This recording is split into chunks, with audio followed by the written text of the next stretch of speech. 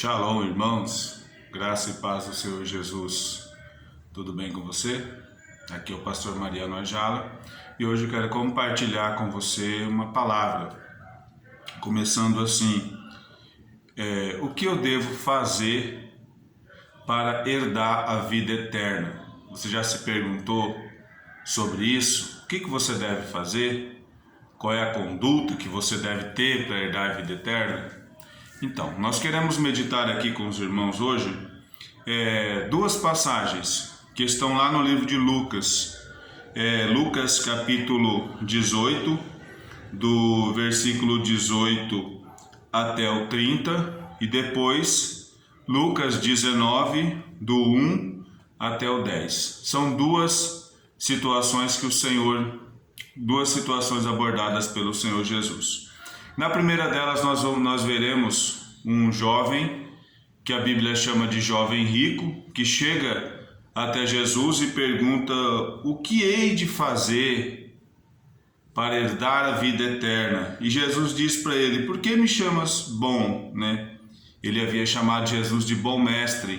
E Jesus pergunta para ele: por que você me chama bom? Aí ninguém é bom senão Deus, senão um só, que é Deus. E no versículo 20, o Senhor diz para ele assim: sabe os mandamentos: não adulterarás, não matarás, não furtarás, não dirás falso testemunho, honra o teu pai e a tua mãe. E ele disse da seguinte forma: a todas essas coisas tenho obedecido desde a minha juventude. Aí, quando Jesus ouviu isso, disse-lhe, no versículo 22, ainda te falta alguma coisa. Vende tudo o que tens, reparte com os pobres, e terás um tesouro no céu, e depois vem e siga-me. Ouvindo ele isto, o jovem rico, ouvindo isso, encheu-se de tristeza, porque era muito rico. E vendo Jesus que ele ficara muito triste, disse: quão dificilmente entrará no reino de Deus aquele que tem riquezas. E com certeza é mais fácil passar um camelo pelo fundo de uma agulha do que entrar um rico no reino de Deus. E mais, ele, porém, e os que ouviram isso disseram: logo, quem poderá se salvar?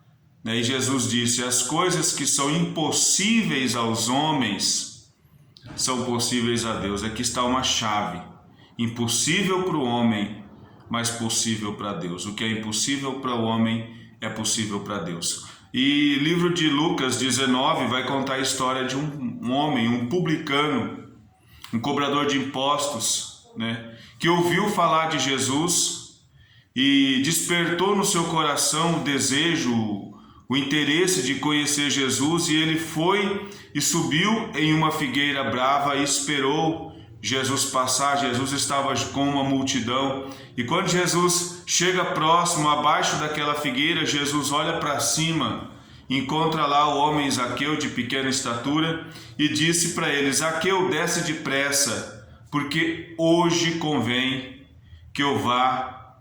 ficar em tua casa, ou que eu vá à tua casa, ou pousar em tua casa, depende da tua tradução.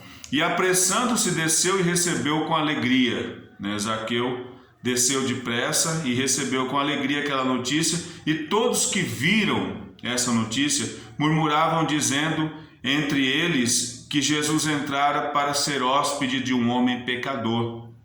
E Zaqueu, porém, levantando-se, disse ao Senhor: olha, te dou aos pobres metade dos meus bens, e se em alguma coisa extorquir alguém, devolvo quatro vezes mais.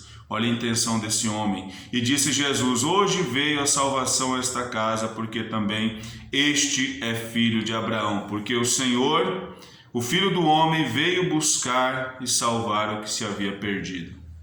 Olha aqui que são duas histórias bem diferentes, aparentemente não tem nada a ver, mas uma vai mostrar a história de um homem, de um jovem que tinha muitas posses e que chegou a Jesus.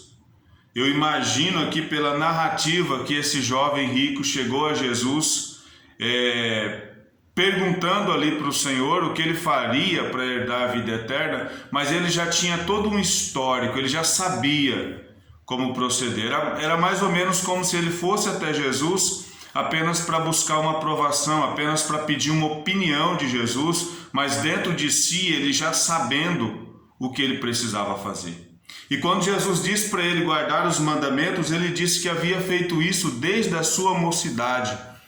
Você imagina ele dizendo: olha, Senhor, eu pratico isso desde que eu sou criança, então se é só isso, eu já cumpro os requisitos para ele dar a vida eterna. Era essa a expectativa dele. Mas Jesus, diante da confissão desse jovem, Jesus disse para ele: olha, ainda falta algo para você. E aí Jesus disse para ele aqui: vende tudo que tens, reparte com os pobres, e terás um tesouro no céu, e depois você me segue. Jesus mandou que ele vendesse tudo para depois seguir ao Mestre. E quando Jesus tocou nesse ponto dele, vender tudo que ele tem, ele ficou muito triste, ele ficou preocupado. E aqui, se nós vemos, ele já havia quebrado um mandamento, porque o coração dele estava voltado para as riquezas. Ele tinha um Deus que era Mamon, apaixonado ali, voltado pelas riquezas. E ficou muito evidente quando ele recebeu essa notícia. E não era o que ele esperava, ele queria se justificar cumprindo os mandamentos, cumprindo a lei, ele queria garantir o seu local no céu, garantir o seu local, a sua salvação, cumprindo com os mandamentos do Senhor. Mas o Senhor disse para ele: ainda te falta algo, meu filho, vai, vende tudo que tens. E isso entristeceu o coração. E a Bíblia diz aqui que Jesus depois explica que é mais fácil passar um camelo pelo fundo de uma agulha, Jesus usou uma metáfora, do que um rico entrar no reino dos céus. E aí as pessoas ouvindo isso, ouvindo o relato de Jesus com aquele homem, e depois ouvindo Jesus dar essa palavra, as pessoas perguntavam: então quem poderá se salvar? E aí Jesus responde: as coisas que são impossíveis para os homens são possíveis a Deus. Jesus estava dizendo: olha, para o homem é impossível se salvar.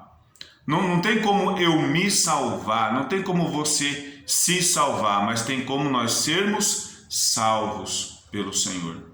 E na outra história nós vemos um homem que descumpria todos os mandamentos, provavelmente. Ele era um homem desprezado pela sua própria raça, porque sendo ele judeu, ele trabalhava para Roma, e sendo funcionário de Roma, ele cobrava impostos dos judeus, e muitas vezes fazia isso de uma forma injusta, cobrava um valor indevido, ele extorquia o seu próprio povo, ele era discriminado pelos judeus, não era uma pessoa de confiança. Mas esse homem, quando ouviu falar de Jesus, ele se desarmou de tudo que ele possuía naquele momento, e ele tomou a atitude de subir em uma figueira e esperar Jesus passar, na esperança de ver Jesus de longe, porque a multidão não permitia que aquele homem de pequena estatura chegasse até o Senhor. Ele armou uma estratégia, subiu em uma árvore, esperou o Senhor passar, e para surpresa dele, ele não apenas viu Jesus, mas Jesus se convidou, Jesus se propôs a entrar na casa daquele homem pecador. E Jesus contrariou todas as pessoas que estavam em volta de si. Jesus contrariou a multidão, Jesus contrariou seus discípulos com essa atitude. Muitas pessoas diziam: olha, ele está indo na casa de um pecador, ele vai entrar na casa de um pecador. E havia uma grande murmuração com aquelas pessoas. Mas olha a atitude desse homem, depois você compara com a atitude do jovem rico. Esse homem, quando ele recebeu Jesus na mesa, quando ele estava num momento ali com o Senhor Jesus, ele disse: hoje eu restituo, olha, eu dou aos pobres metade dos meus bens, e se de alguma forma eu extorquir alguém, eu devolvo 4 vezes mais. Olha a comparação, esse homem também era muito rico. Só que esse homem não estava justificando os seus erros, esse homem estava confessando os seus erros, confessando os seus pecados, até mesmo dizendo: olha, tudo que eu tenho, se for preciso eu dou metade para os pobres necessitados e ainda restituo aqueles que eu roubei 4 vezes. Mas eu quero ter essa alegria.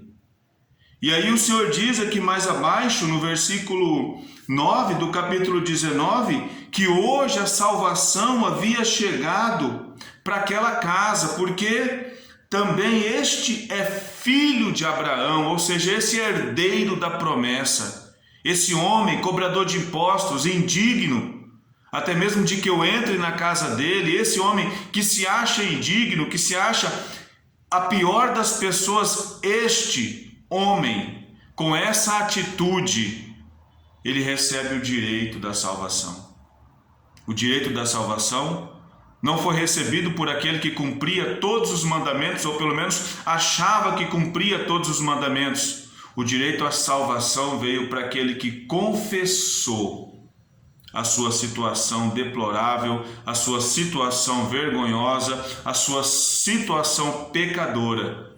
E agora, a minha pergunta para você: o que é preciso, diante desses 2 parâmetros, o que nós precisamos para herdar a vida eterna? Qual é o que nós podemos fazer? Como nós compramos a vida eterna? Eu preciso cumprir um ritual, uma série de mandamentos, uma série de leis? Não.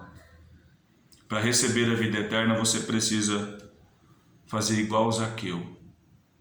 Você precisa convidar, você precisa procurar uma forma de ver Jesus de um outro ângulo, podemos dizer assim.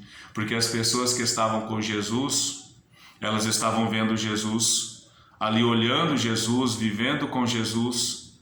Zaqueu não teve a oportunidade de caminhar com Jesus como os discípulos, mas a palavra que alguém pregou, Jesus foi notícia para Zaqueu, e quando a notícia de Jesus chegou até Zaqueu, houve um despertamento no coração de Zaqueu de saber quem era Jesus. E quando Jesus entrou na casa dele, Zaqueu teve o que nós chamamos de metanoia, né? Porque a palavra metanoia, ela significa mudança de mente, renovação de entendimento, podemos dizer assim. Então, a conversão nada mais é do que a renovação do entendimento do ser humano. E aqui nós vemos um homem que teve o seu entendimento renovado a partir do momento que ele conheceu Jesus. E eu quero te perguntar: você conhece Jesus? Você tem interesse de conhecer o Senhor? Você tem procurado conhecer o Senhor? Porque eu te falo, se você desejar conhecer Jesus e se você se propuser a conhecer o Senhor profundamente, eu posso dizer como Jesus disse para Zaqueu: a salvação veio a essa casa. Pois o Filho do Homem veio buscar e salvar o que se havia perdido. Você entende isso? Para você receber o direito à salvação, para você receber Cristo, para você ter direito a tudo isso, não são os seus comportamentos em cumprimento de uma série de regras que te darão esse direito, mas se você admitir diante do Senhor que você é um perdido, que você é uma pessoa perdida, que você não tem solução, que você não consegue resolver a sua vida, que a salvação está distante de tuas mãos e só há uma forma de alcançar a salvação, que é crendo no nome do Senhor. Então, se você hoje está procurando cumprir uma série de rituais para conquistar à força a tua salvação, eu quero te comparar a esse jovem rico que foi mal sucedido na sua busca. Mas se você admite que é um pecador, você admite que precisa de um Salvador, e se no teu coração tem despertado o desejo de conhecer o Senhor Jesus, eu quero te falar que você está no caminho certo. E a salvação é chegada à tua casa, porque Jesus veio buscar você, aquele que se sentia perdido, aquele que havia perdido. Então, se você admite hoje para o Senhor que você está perdido neste mundo, perdido nesta vida, que você está sem condição de governar a sua própria vida, mas que você confia no Senhor para Ele ser o governador da sua vida e que você crê no nome dEle para a salvação, eu digo que você está salvo no nome do Senhor Jesus. E a salvação que você recebe é que vai produzir frutos na tua vida, e estes frutos que você vai perceber acontecendo na sua vida são as transformações.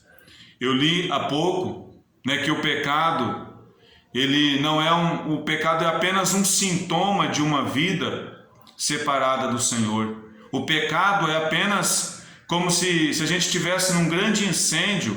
O pecado é apenas aquela chama que é vista de longe. O bombeiro, quando ele vai apagar um incêndio, ele não atira contra as chamas, ele atira de onde se origina o fogo. E assim é o pecado. O pecado é apenas um sintoma de que nós estamos distantes do Senhor. Talvez a tua vida está sintomática, você tem muitos sintomas. E se você tentar com as suas forças tratar o pecado, curar o pecado, sarar o pecado, resistir o pecado sem o Senhor, você não consegue. Mas se você admitir diante de Deus que você é um pecador e que você precisa da salvação, que só vem por intermédio de Jesus, você começa a entrar pelo caminho certo e a salvação chega na tua casa como chegou na casa de Zaqueu. Amém? Que Deus te abençoe grandemente. Tome posse dessa palavra, assuma essa palavra no teu coração, porque o Senhor vai transformar a tua vida através do nome dEle. Fique na paz.